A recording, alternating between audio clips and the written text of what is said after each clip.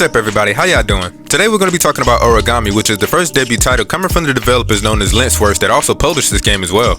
Originally, Dyxnt released a game known as Twin Souls: The Path of Shadows that, from looking at its gameplay, kinda serves as the precursor to the Aragami game that we got today. And as a matter of fact, Twin Souls was a title that gained momentum and backing via Kickstarter and was released on Microsoft Xbox One. But I take it that some time later, assets to the game was changed and enhanced along with the obvious change to character models, stages, and even the change of the name from Twin Souls: The Path of Shadows to just simply Aragami. And that name is actually the name of the main protagonist the player plays as in both iterations. What didn't change, however, were the fundamental mechanics that serves as the game's staple. Aragami was released on October 3rd, 2016, and in 2018 a DLC known as Nightfall was released as well, both of which came packaged together when I purchased the Shadow Edition for the PlayStation 4. And that would be the version that I'll be reviewing today, so let's get into it.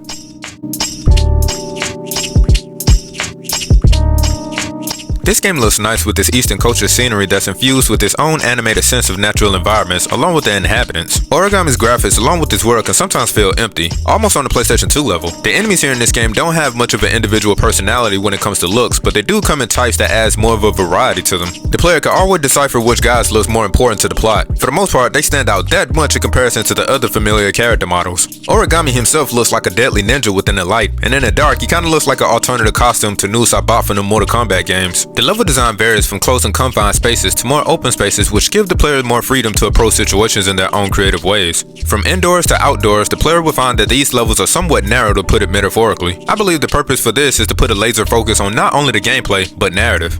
There are moments though that this game will look like it's glitching out, but that's just from our experience within the PlayStation 4 version. And this event only occurred on very few occasions. But let's talk about those kill animations. These are one of the highlights of the game. They look sexy and not to mention brutal. The cutscenes within Aragami look alright too, even though most would just have people standing around giving exposition. The standouts are the ones where people are actually fighting in it. And also, I do have to give Aragami its credit when it comes to this backstory sequences illustrated by these somewhat drawings. It may seem minimalistic, but it adds more of a sincerity to the storytelling.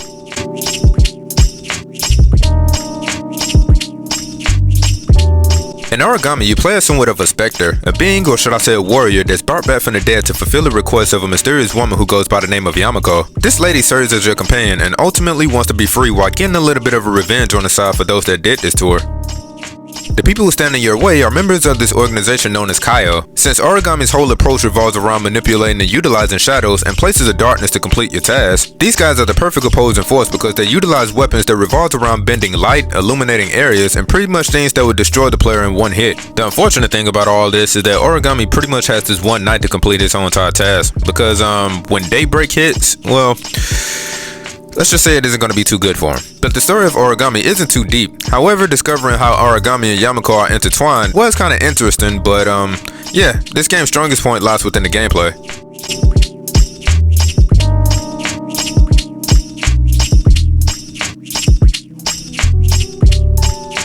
At its core, Aragami is a stealth game. The character the player controls is just what he looks like, a ninja, or to be more accurate, an assassin. And just like a good assassin, you're charged with eliminating the oppositions, preferably in a way that won't compromise your position, or the fact that you exist for that matter. You are to become a force of nature, if you will. At your disposal to complete your task is the ability to use, of course, your sword to take out your enemies, and various assortments of ways to be mobile. And while we're on the topic of movement, Aragami can walk, run, crouch, which in many cases can be useful to keep yourself concealed and decrease noise. Last but not least is your greatest asset of your character, which is your shadows. You have these shadow abilities that is not only the headline and gimmick for this title, but takes things to a whole nother level if utilized wisely. Shadows are your resource for completing your missions. The player can teleport Aragami to locations just as long as whatever destination that it reaches ends up in the shadows or a dark place. And this could be for whether your destination is on a surface that's vertical or horizontal to your approximate location. There'll be many situations where the player will be around only lit environments, in which case you must be able to improvise by creating shadows for yourself to move around. There are other abilities at your disposal like materializing kunais and throwing them at your enemies from a distance, and many other techniques that you can unlock by finding a designated number of scrolls which are hidden throughout these levels. Once you find these hidden scrolls, you will be able to purchase them via the pause menu. Now with all that being said, Aragami is a game that challenges the player to think through obstacles, and this game does exactly that by strategically limiting the resources that you have to work with. The intricate design that can be seen on Aragami's back serves as an indication of how much of your limited power you have at your disposal. Every time the character creates a shadow or vanishes, it depletes. How you can replenish it, and also how it can serve as a visual representation of Aragami being hidden from sight, is when it changes its whole entire color scheme like a chameleon. Another indication of how limited your resources is can be seen with these two little distinct designs. Yeah, remember when I said that you can throw kunais and do your other abilities? Well, you can only do some of these abilities when you have these little bad boys lit up on your back, and that usually revolves around probably like 1 or 2 mats of use, which means that if you have to utilize your abilities, you will have to do them wisely.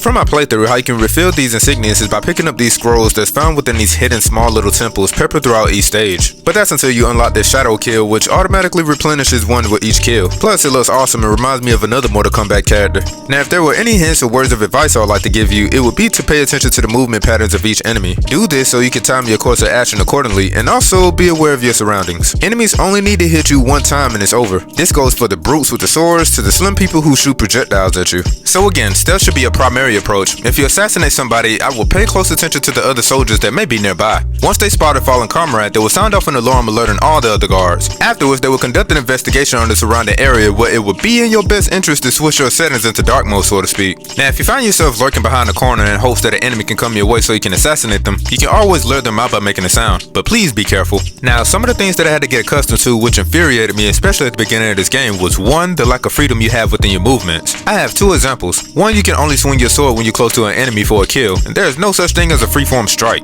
Next is the painfully obvious lack of a jump button. There is no such thing as climb or hopping over anything. If you want to climb or get over something, you better shadow your way up there. Another thing that I had to come to terms with was knowing that this game was not built around the player making quick and decisive movements. Sometimes the way this game controls can make your movements seem a bit clunky. Let's just say that you're trying to get away from an enemy by teleporting to a safe location in a hurry. The player will have to stop and carefully aim with this dot in the middle of the screen in order to direct where the player wants to go. By the time the player does all this in the middle of being discovered, you might as well call it a wrap. Those blade beams are quick and powerful. I remember this one stage when I had to get through this obstacle, and out of all the levels in this game, this one made me the most frustrated. I failed this stage so many times because I had to look around and hope I teleported to the right spot.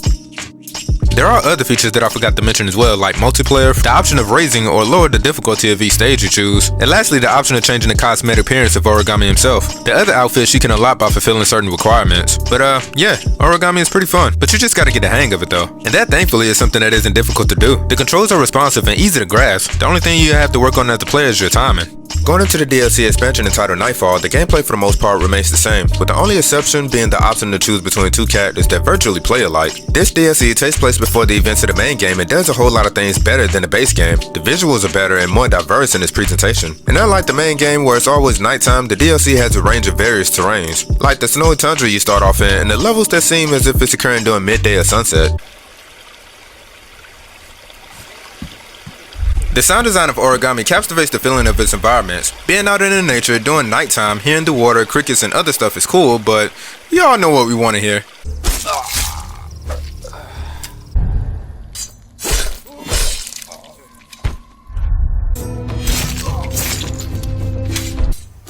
And it never gets tiresome. Hearing your blade slice into the flesh and sometimes hearing the blood exit their body is kind of what makes this game enjoyable in the sound department, or at least in my personal opinion. But other than that, the voice acting is You see, characters don't speak English or any recognizable language that I know of for that matter, but instead they just make one short sound and for whatever reason it equates to a paragraph worth of dialogue via a text box.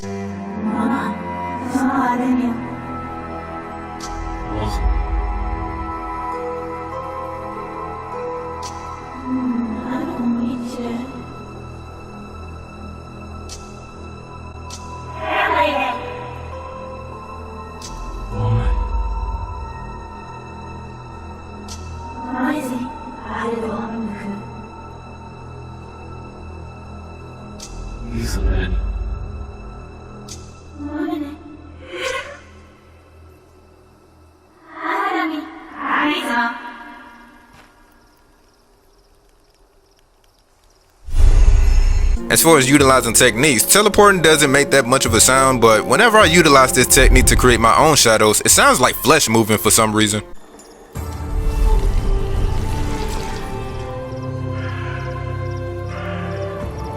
But in regards to kills, I really do like the sound of whenever I pull off one of those shadow kills.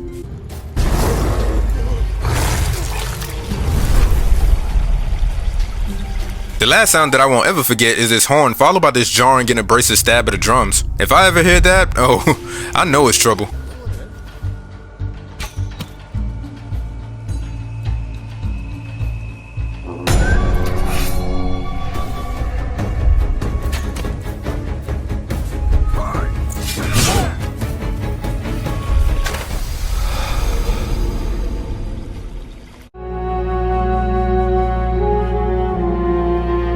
The music for Aragami was done by Twin Feathers, which according to the official website consists of Elvira Bjorkman and Nicholas Hermberg.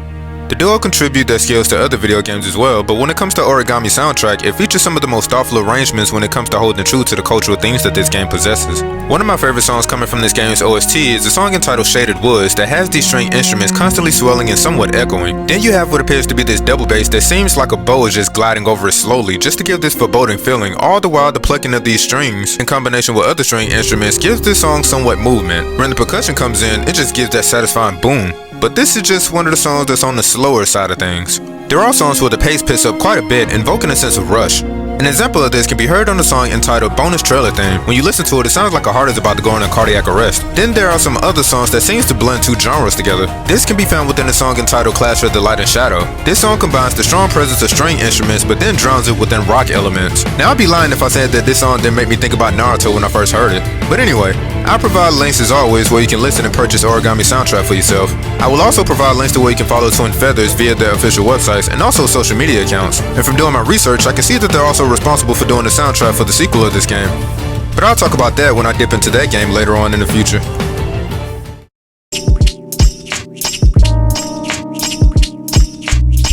So with everything covered, I'm going to give this game a 7 to an 8 out of 10. This game is supposedly a love letter to Tenchu, another game centered around ninja assassins. And even though I love Aragami and this series of puzzles, the game concentrates more on the player being methodical and patient rather than just, well, going off like you're playing a modern day action-packed ninja gating game. This game's story is interesting but rather predictable. The cinematics are awesome and Aragami's sense of violence and elegance within the kills never gets old. How this game utilizes establishing limitations within the resources at the player's disposal makes the player think carefully about their approaches, but at the same time doesn't diminish the creative ways the player chooses to handle various situations and circumstances. But overall, I enjoyed this game and I can't wait to talk about the sequel. But that's for a later time. Aragami is now available for Steam, Nintendo Switch, Xbox One, and PlayStation 4 for $25. The DLC of course will cost you extra, so I strongly recommend you getting the Shadow Edition that costs like $30. This edition will save the buyer a few bucks, and on top of that, you get the main game and the DLC as well, making this the definitive edition to buy. But anyway, if you played this game, let me know what you think in the comments below. And until next time, be safe out there, and peace y'all. And don't forget to like and subscribe. Hit up that notification bell, and